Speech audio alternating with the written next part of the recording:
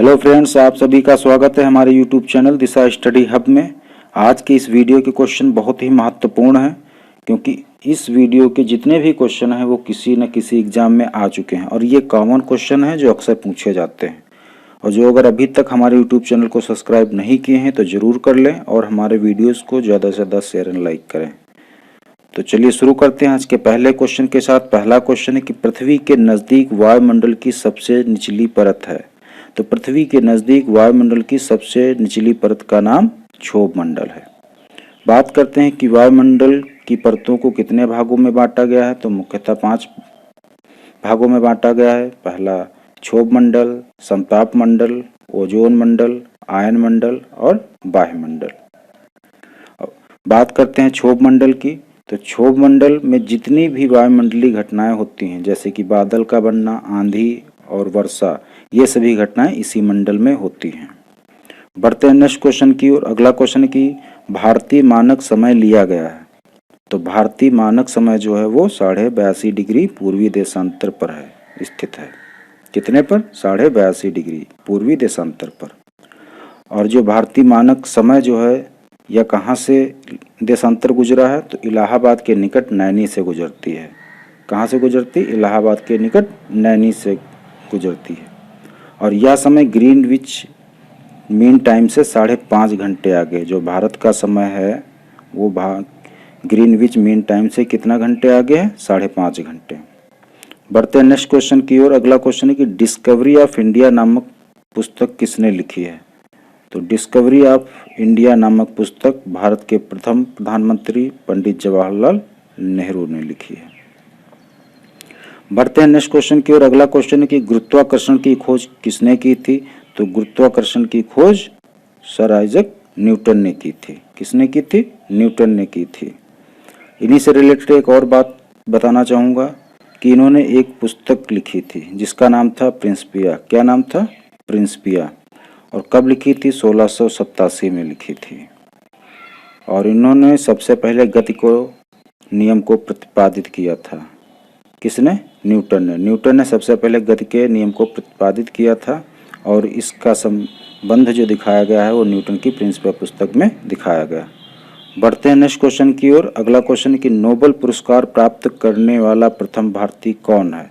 तो नोबेल पुरस्कार प्राप्त करने वाला प्रथम भारतीय जो थे वो रविन्द्रनाथ टैगोर थे। और इनको मिला कब था? 1913 में मिला था। दूसरी बात, इनको किससे संबंधित मिला था? तो लिटरेचर में नोबेल प्राइज मिला था। किसमें? लिटरेचर में। और किसके लिए मिला था? गीतांजलि के लिए। किसके लिए मिला था? गीतांजलि के लिए। बढ़ते हैं नेक्स्ट क्वेश्चन की ओर। अगला क्वेश्चन कि द्रोणाचार्य पुरस्कार किससे संबंधित है? तो द्रोणाचार्य पुरस्कार श्रेष्ठ गुरु या प्रशिक्षक से संबंधित है। द्रोणाचार्य पुरस्कार जो है वो कोचों को मिलता है जो खिलाड़ियों और टीमों को सफलतापूर्वक प्रशिक्षण प्रदान करते हैं। और इसकी शुरुआत कब हुई थी? 1985 में हुई थी। बढ़ते हैं नेक्स्ट क्वेश्चन की ओर। अगला क्वेश्चन है खजुराहो कहाँ पर स्थित है? तो खजुराहो मध्य प्रदेश में स्थित है। कहाँ स्थित है? मध्य प्रदेश में स्थित है। अगला क्वेश्चन है कि राष्ट्रीय रक्षा अकादमी कहाँ पर स्थित है? तो राष्ट्रीय रक्षा अकादमी देहरादून में स्थित है। कहाँ स्थित है? देहरादून में। अगला क्वेश्चन है कि रामकृष्ण मिशन की स्थापना किसने की थी? तो रामकृष्ण मिशन की स्थापना स्वामी विवेकानंद ने की थी। किसने की थी? स्वामी विवेकानंद ने की थी। और कब की थी? 1897 में। हमें समय भी याद रखना क्योंकि कभी कभार हमें मैचिंग में मैच करना पड़ता है। तो 1897 में स्वामी विवेकानंद ने रामकृष्ण मिशन की स्थापना की थी। अगला क्वेश्चन है कि संविधान के प्रारूप समिति के अध्यक्ष कौन थे? तो संविधान के प्रारूप समिति के अध्यक्ष डॉक्टर भीमराव अंबेडकर थे। बात करते हैं संविधान। तो संविधान सभा के जो अस्थायी अध्यक्ष थे वो डॉक्टर सच्चिदानंद सिन्हा थे और स्थायी अध्यक्ष कौन थे? डॉक्टर राजेंद्र प्रसाद। तो दोनों में डिफरेंस है। जो अगर संविधान सभा के प्रारूप समिति के अध्यक्ष पूछे जाएं तो डॉक्टर भीमराव अंबेडकर थे। और जो अगर संविधान सभा के स्थायी पूछे जाएं तो डॉक्टर राजेंद्र प्रसाद थे। और संविधान सभा के अस्थायी पूछे जाएं तो डॉक्टर सच्चिदानंद सिन्हा थे। बढ़ते हैं नेक्स्ट क्वेश्चन की ओर। अगला क्वेश्चन है भूदान आंदोलन किसने शुरू किया था? तो भूदान आंदोलन विनोबा भावे ने शुरू किया था। और ये कब शुरू किया था? 18 अप्रैल 1951 में। अगला क्वेश्चन है कि भारत में अंग्रेजी शिक्षा की शुरुआत किसने की थी? तो भारत में अंग्रेजी शिक्षा की शुरुआत लॉर्ड मैकाले ने की थी। किसने की थी? लॉर्ड मैकाले ने की थी। और जब इसकी शुरुआत हुई थी तो उस समय भारत का गवर्नर जनरल कौन था? तो उस समय governor general Lord William Bentinck थे। कौन थे? Lord William Bentinck. अगला क्वेश्चन है कि फ्लाइंग सिख के नाम से किसे जाना जाता है? तो फ्लाइंग सिख के नाम से मिल्खा सिंह को जाना जाता है। किसे जाना जाता है? मिल्खा सिंह को। अगला क्वेश्चन है कि नींबू में कौन सा विटामिन पाया जाता है? तो नींबू में विटामिन सी पाया जाता है। कौन सा? Vitamin C. जितने भी नींबूवंशी फल होते हैं उनमें सभी में विटामिन सी पाया जाता है। विटामिन सी का साइंटिफिक नेम क्या है? Ascorbic acid. क्या नाम है? Ascorbic acid. साइंटिफिक नेम हमें जरूर याद रखना है। अगला क्वेश्चन है कि सार्क का पूर्ण रूप होता है? तो सार्क का फुल फॉर्म जो है वो south Asian association of regional cooperation होता है। क्या होता है? South Asian association for regional cooperation. तो इसकी स्थापना कब हुई थी? इसकी स्थापना 1985 में हुई थी। कब हुई थी? 1985 में। इसका हेडक्वार्टर कहाँ है? काठमांडू में है। कहाँ है? काठमांडू, नेपाल में है। और इस समय सार्क में कितने देश शामिल हैं? 8 मेंबर स्टेट हैं। कितने? 8 देश। बढ़ते हैं नेक्स्ट क्वेश्चन की ओर। अगला क्वेश्चन कि भारत आने वाले सागरीय मार्ग की खोज किसने की थी?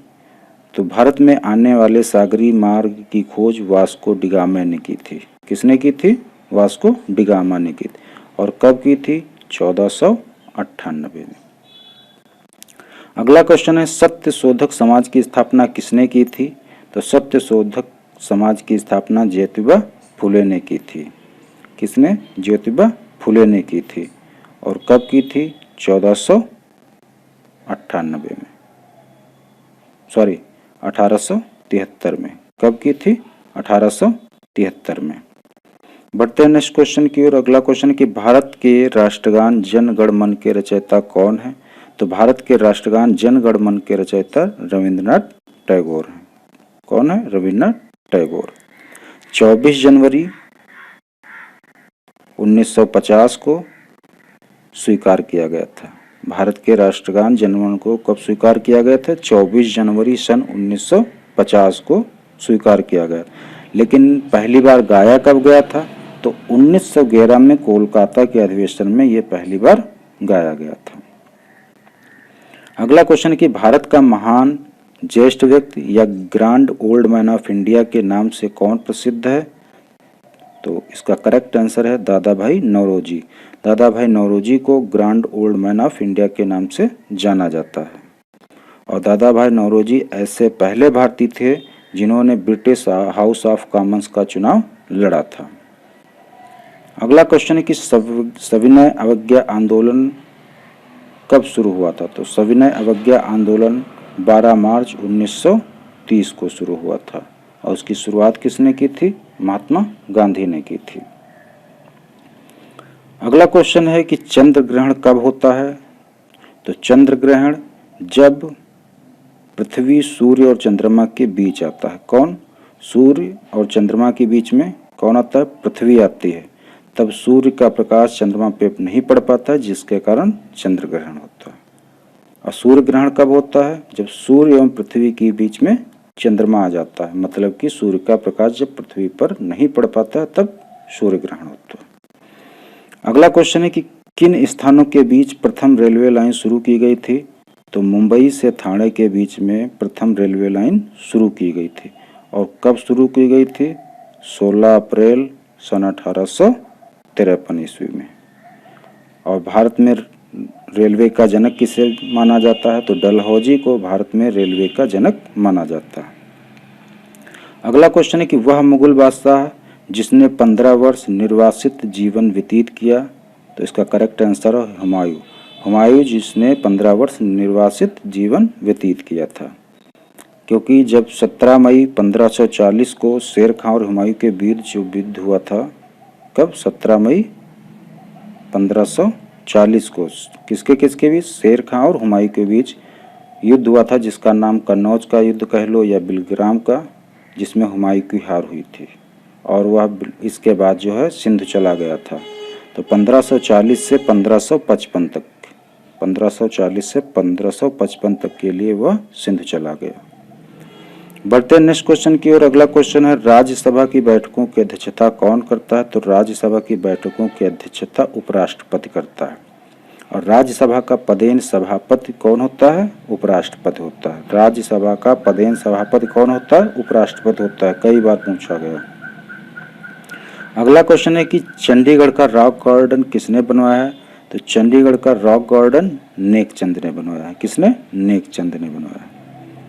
अगला क्वेश्चन है कि जम्मू किस नदी के तट पर स्थित है? तो जम्मू तवी नदी के तट पर स्थित है। किस नदी के तट पर स्थित है? तवी नदी के स्थित। अगला क्वेश्चन है कि महात्मा गांधी जी का जन्म कब हुआ था? तो महात्मा गांधी का जन्म 2 अक्टूबर सन 1869 को हुआ था। और कहाँ हुआ था? पोरबंदर, गुजरात में हुआ था। अगला क्वेश्चन है कि विश्व का सबसे बड़ा महाद्वीप कौन सा देश है? तो सबसे बड़ा महाद्वीप जो है विश्व का एशिया है। कौन है? एशिया है। और टोटल महाद्वीप कितने हैं? 7। अगला क्वेश्चन है कि विश्व का सबसे बड़ा देश कौन सा है? तो विश्व का सबसे बड़ा देश रूस है। कौन है? रूस है। लेकिन क्षेत्रफल की दृष्टि से, जो अगर बात करेंगे जनसंख्या की दृष्टि से, तो चीन है। भारत जो है क्षेत्रफल की दृष्टि से विश्व में 7वें स्थान पर है और जनसंख्या के मामले में दूसरे स्थान पर है, चीन के बाद। बढ़ते हैं नेक्स्ट क्वेश्चन की ओर। अगला क्वेश्चन है कि अजमेर किस सूफी संत से संबंधित है? तो अजमेर में ख्वाजा मोइनुद्दीन चिश्ती की दरगाह है। किसकी? ख्वाजा मोइनुद्दीन चिश्ती की। अगला क्वेश्चन है कि किस मुगल शासक ने दीन ए इलाही धर्म की स्थापना की थी? तो इसका करेक्ट आंसर है अकबर। अकबर ने दीन ए इलाही धर्म की स्थापना की थी। और दीन ए इलाही धर्म स्वीकार करने वाला प्रथम व अंतिम हिंदू शासक कौन था? क्योंकि एक नहीं, 2 बार नहीं, 3 बार, कई बार यह क्वेश्चन पूछा गया है कि ऐसा कौन सा हिंदू शासक था जिसने दीन ए इलाही धर्म को स्वीकार किया था? तो वो बीरबल थे। पहले और अंतिम दोनों कौन थे? बीरबल। अगला क्वेश्चन है कि भारत का लौह पुरुष के नाम से किसे जाना जाता है? तो भारत का लौह पुरुष सरदार वल्लभ भाई पटेल को जाना जाता है। किसे? सरदार वल्लभ भाई पटेल। और ये देश के प्रथम उप प्रधानमंत्री भी थे, गृह मंत्री भी थे। अगला क्वेश्चन है कि कन्याकुमारी में रॉक मेमोरियल को किस स्मृति में समर्पित किया गया है? तो कन्याकुमारी में रॉक मेमोरियल को स्वामी विवेकानंद जी को समर्पित किया गया है। किसको? स्वामी विवेकानंद को। अगला क्वेश्चन है कि बोध गया किस धर्म से संबंधित है? तो बोध गया बौद्ध धर्म से संबंधित है, क्योंकि यहाँ पर भगवान बुद्ध ने ज्ञान प्राप्त किया था। बहुत इंपॉर्टेंट है कि भगवान बुद्ध ने कहाँ ज्ञान प्राप्त किया था? तो बोध गया में। अगला क्वेश्चन है कि सिख धर्म के संस्थापक कौन थे? तो सिख धर्म के संस्थापक गुरु नानक देव थे। कौन थे? गुरु नानक देव। अगला क्वेश्चन है कि भारत में पहली रेलगाड़ी कब चली थी? तो भारत में पहली रेलगाड़ी 16 अप्रैल 1853 को चली थी। और कहाँ से कहाँ के बीच में? ठाणे से मुंबई के बीच में। अगला क्वेश्चन है कि कौन सा शहर पिंक सिटी के नाम से जाना जाता है? तो जयपुर को पिंक सिटी के नाम से जाना जाता है। और कहाँ स्थित है? राजस्थान में स्थित है। अगला क्वेश्चन है कि इंकलाब जिंदाबाद का नारा किसने दिया था? तो इंकलाब जिंदाबाद का नारा सरदार भगत सिंह ने दिया था। किसने दिया था? सरदार भगत सिंह ने दिया था। अगला क्वेश्चन है कि भारत का सर्वोच्च पुरस्कार कौन सा है? तो भारत का सर्वोच्च पुरस्कार भारत रत्न है। और इसकी शुरुआत कब हुई थी? 1954 में हुई थी। और कितने लोगों को प्रथम बार भारत रत्न मिला था? तो वो 3 लोगों को मिला था। वे थे डॉक्टर सर्वपल्ली राधाकृष्णन, दूसरे थे चक्रवर्ती राजगोपालाचारी और तीसरे थे डॉक्टर चंद्रशेखर वेंकट रमन। बढ़ते हैं नेक्स्ट क्वेश्चन की ओर। अगला क्वेश्चन है कि भारत के संविधान सभा के स्थायी अध्यक्ष कौन थे? तो भारत के संविधान सभा के स्थायी अध्यक्ष डॉक्टर राजेंद्र प्रसाद थे और अस्थायी अध्यक्ष डॉक्टर सच्चिदानंद सिन्हा थे। अगला क्वेश्चन है कि शाहनामा किसकी कृत है? तो शाहनामा फिरदौसी की कृत है। किसकी? फिरदौसी की। अगला क्वेश्चन है कि प्लासी का युद्ध कब हुआ था? तो प्लासी का युद्ध 1757, पूरी डेट जो थी वो 13 जून 1757 थी।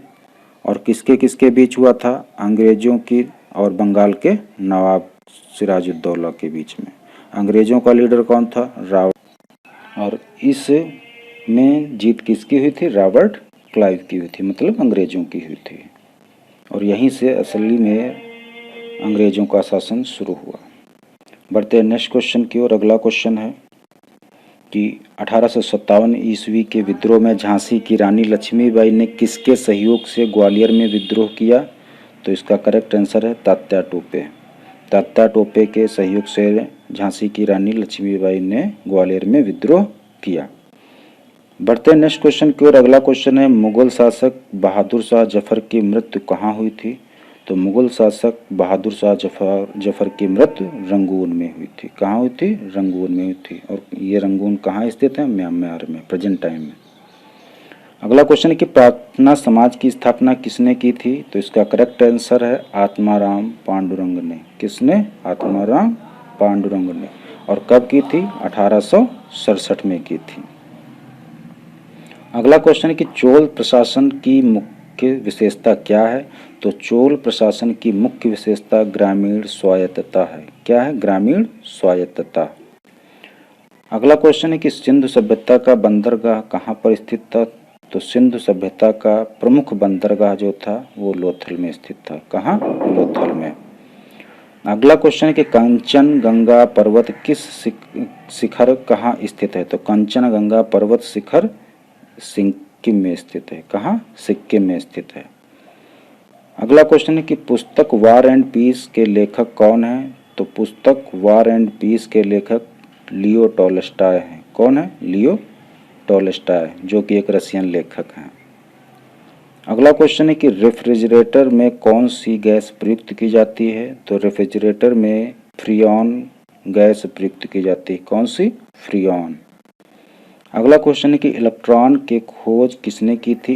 तो इलेक्ट्रॉन की खोज जे थॉमसन ने की थी। किसने की थी? जे थॉमसन ने। प्रोटॉन की रदरफोर्ड ने और न्यूट्रॉन की चैडविक ने। ठीक है। अगला क्वेश्चन है कि हीटर का तार किस धातु के बना होता है? तो हीटर का धातु नाइक्रोम का बना होता है। किसका? नाइक्रोम का बना होता है। नाइक्रोम एक मिश्र धातु है जिसमें निकिल और क्रोमियम पाया जाता है। निकिल और क्रोमियम को मिला करके नाइक्रोम बनता है। अगला क्वेश्चन है कि लोहे पर जंग लगने से उसके भार पर क्या प्रभाव पड़ता है? तो लोहे पर जंग लगने से उसका भार बढ़ता है। क्या? बढ़ता है। अगला क्वेश्चन है कि ध्वनि की चाल अधिकतम किसमें होती है? तो ध्वनि की चाल स्टील में अधिकतम होती है। सबसे ज़्यादा ठोस में, फिर उसके बाद द्रव में और फिर उसके बाद गैस में, और सबसे ज़्यादा ठोस में स्टील में होती है। अगला क्वेश्चन है कि किसे भविष्य की धातु कहा जाता है? तो टाइटेनियम को भविष्य की धातु कहा जाता है। इसके बाद अगला क्वेश्चन है कि भारत का मैनचेस्टर किसे कहा जाता है? तो भारत का मैनचेस्टर जो है वो अहमदाबाद को कहा जाता है। किसे? अहमदाबाद को कहा जाता है। और लास्ट क्वेश्चन है कि बिहार का शोक किस नदी को कहा जाता है? तो बिहार का शोक कोसी नदी को बोला जाता है, क्योंकि इसी के कारण बिहार में काफ़ी नुकसान होता है, तो इसलिए बिहार का शोक कोसी नदी को माना जाता है। ये थे आज के महत्वपूर्ण क्वेश्चन, और उम्मीद है कि आप लोगों को यह वीडियो पसंद आया होगा। जो अगर हमारा वीडियो आपको पसंद आया है तो प्लीज़ ज़्यादा से ज़्यादा शेयर एंड लाइक करें, और इसकी PDF फाइल नीचे डिस्क्रिप्शन बॉक्स में लिंक दिया गया है, वहाँ पर जा कर के आप लोग डाउनलोड कर सकते हैं। मिलते हैं नेक्स्ट वीडियो में, तब तक के लिए जय हिंद, जय भारत।